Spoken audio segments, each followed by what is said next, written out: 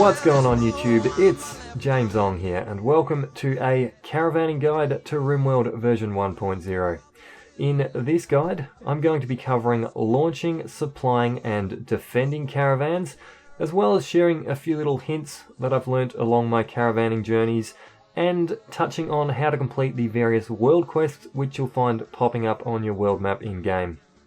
If you enjoy this video and find it helpful, please do leave a like, it does really help me out. And of course you can subscribe for even more RimWorld content. If you are new to RimWorld and would like to see a beginner's guide on starting out in this game, you can check out my beginner's guide to starting out in RimWorld, Mastering a World That Is Trying to Kill You. So without further ado, let's get on with finding out how we caravan in RimWorld version 1.0. There's a few things you're going to want to consider before you launch a caravan. The obvious things like, does the caravan have enough food? Will it be defensible if it's attacked? But also consider what you're taking away from your colony, and is your colony ready to handle having colonists leave for a time and therefore having less people at home to do jobs and possibly defend the colony should they need to. You'll balance this situationally. Sometimes there'll be an amazing opportunity out on the world map, like someone in need of rescue who might be completely unguarded and would be willing to join your colony, or perhaps a stash of guns or powerful items which also have the potential to be similarly unguarded, particularly in the early game, and you might decide that these opportunities are just too good to pass up on. World quests can be incredibly powerful and lucrative, so establishing the infrastructure of your colony to the point where you can support caravans will greatly increase the opportunities your colony has to fill its coffers and acquire powerful items. Some of the most powerful items in the game are solely available as a quest reward, so having the ability to send caravans out into the world to complete these quests is the only way your colony will be able to procure some of these late game items. Okay, so let's go and launch a caravan here, and we're going to do it on an actual functioning sort of colony here. Well, it's kind of functioning, some people are fighting and stuff currently, but that is to be expected out on the rim. Let's do it in kind of a real sort of scenario here, and on a colony that, you know, I've actually been playing, and also one that caravans have been really quite useful for. Caravaning has been something we've done a lot of with this colony. So let's go and launch a caravan. We do that by clicking on our colony here on the world map, going form caravan. We're going to take 2 colonists with this. It's going to be Bart and Combo. Now I find generally 2 colonists is enough to kind of make sure a caravan will be safe. I don't tend to find that you, especially in the early game, get more than maybe 2 or 3 at the most enemies that you'll encounter, even on sort of harder difficulty levels. Quite often it's even just 1, to be honest. So we'll go with the 2 colonists there. We could go with less to be a little bit more stealthy, but I'll use 2 here. I think 2 is probably a good balance sort of thing.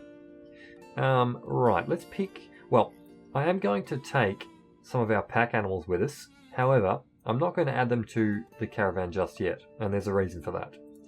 So let's go and pick our some food here first for our caravan. So we'll take some pemmican with us, and we'll take, I think about 150 would be a good amount. I could take pemmican or package survival meals.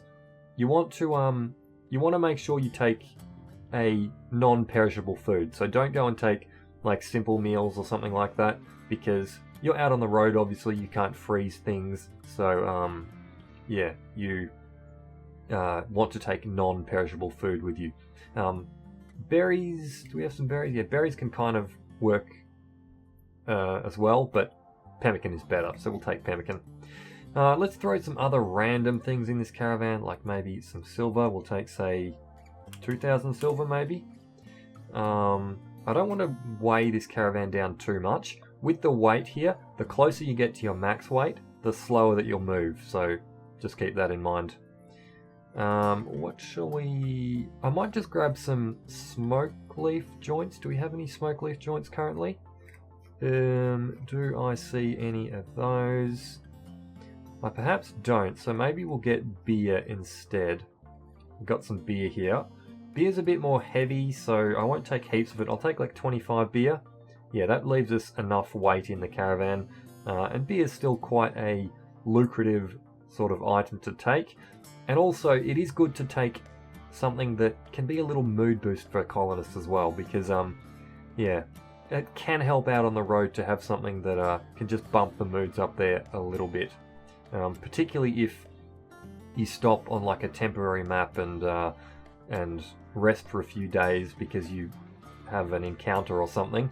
It can be nice to have some beer and stuff available during those times. Also, to help with the moods, we're going to take 2 bedrolls with us. This will just mean that our colonists can be a little bit more comfortable when they're sleeping out in the rough.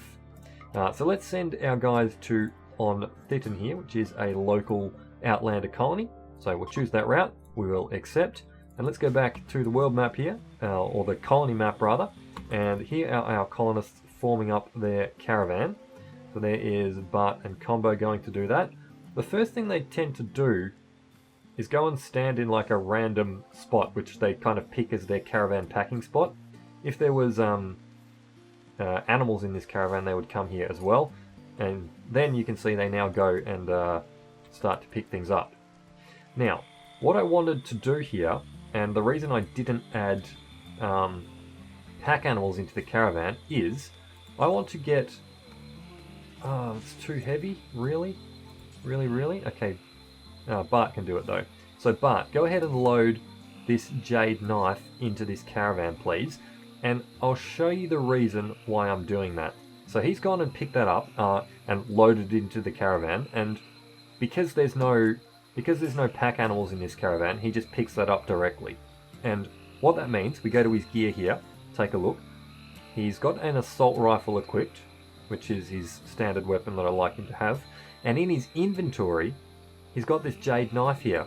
So what this means is if there's an encounter out on the world map and Bart gets, say, a melee character somehow get on top of him, you know, he gets to him before Bart can shoot him, and he starts brawling him with a knife or something, Bart can actually then switch to a melee weapon. So this is the only way that you can have a character dual wield a melee weapon and a ranged weapon.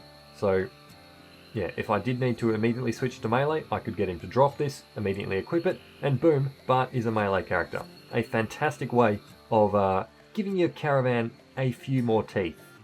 And now, if we wanted to add our dromedaries into the caravan, we could go ahead and do that there. Are they the fully grown ones? Do I see some more here? Oh, those will probably do. I'm just really doing this for a bit of a test. Oh, let's throw this one in here as well. Why not? So yeah, we can posthumously there add our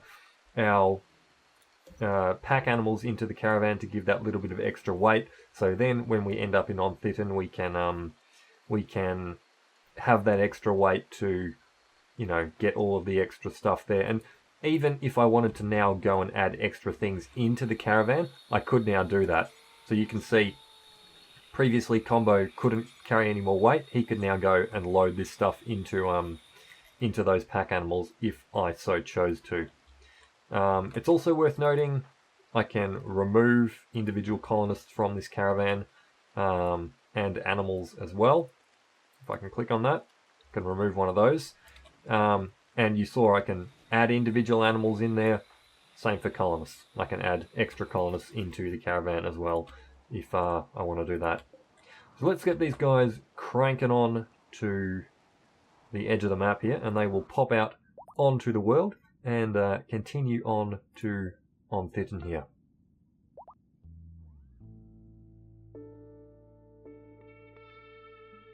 There have been some fantastic changes to caravans in both Beta 19 and the final version of the game. When a caravan arrives at a destination, you'll now get an envelope notification rather than the small white text popping up in the top left hand corner of the screen, a nice little change that I noticed right away in 1.0. Caravan visibility has also been displayed a lot better and is now a lot more obvious. You can see your visibility rating displayed as a percentage along with your other caravan info text for your selected caravan. Visibility affects how likely events such as ambushes and other attacks are to occur to the caravan, and visibility is affected by the total body size of all the members of a caravaning party. So taking smaller pack animals is going to mean that you're less likely to get spotted by something that might want to attack your caravan. Caravans will now also automatically forage for food in the surrounding environment, with the biome you're traveling in affecting how much food your caravan is able to gather.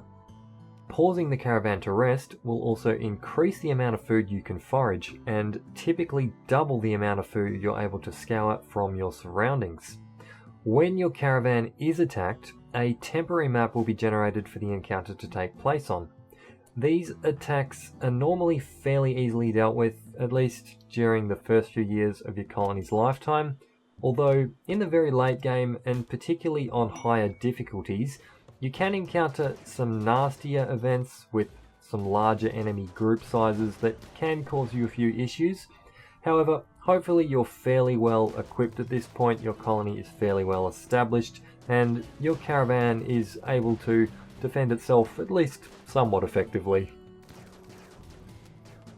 Completing the various world quests is normally pretty well explained by the mission descriptions in game, but there are a few things that are worth mentioning here still. All quest locations will explicitly state the threat or threats that are present in the area, or the lack thereof. Sometimes there's literally nothing that will threaten you in a particular mission site, and if that is the case, it will be explained clearly by the mission description. When there are threats present in the area, these could range from something as simple as a mad animal to something as deadly as a mechanoid, or just something pretty standard like a pirate or a mercenary, which you will need to vanquish in order to complete the quest. Sometimes these pirates and mercenaries can also be supported by turrets, which you don't necessarily have to destroy if you can take out their power source instead. This will mean that you can then salvage the turrets and take them back to be used in your own colony, something that can be particularly useful if you're playing tribal, or if for some reason you don't have turret technology yet. In some locations, you'll also discover sleeping mechanoids, and as the name suggests, these mechs are not active and can be avoided if you're careful not to disturb them. Once you've completed your mission in the area where the sleeping mechanoids are present, move to the edge of the map to reform your caravan and continue on your journey. There's a wide variety of other mission types, but like I mentioned, most of these are fairly well explained by the mission description and can just be completed by applying a bit of common sense and interpretation of your mission instructions. In summary, world questing and caravaning is an extremely powerful tool at your colony's disposal.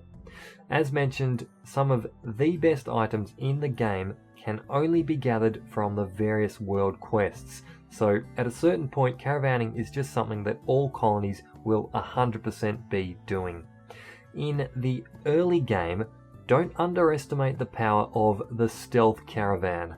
Sending out a single colonist to do some of the easier world quests can be a great way of flying under the radar out in the wastes, and obviously can be quite feasible, as it won't be too long before you can justifiably drop a colonist for a short time out of your work schedule and go and do some of the easier world questing, particularly if that quest is going to result in you getting more colonists or vital equipment for your colony. So look to get yourself established early and get ready to take advantage of some of those juicy world quests when they do come up. If you enjoyed this video, perhaps you will enjoy my tribal playthrough with Beta 19, where the colony is very focused on interacting with the world map and completing world quests. Of course, if you enjoyed this caravanning guide, please do leave a like, it does really help me out. And of course, you can subscribe for even more RimWorld content.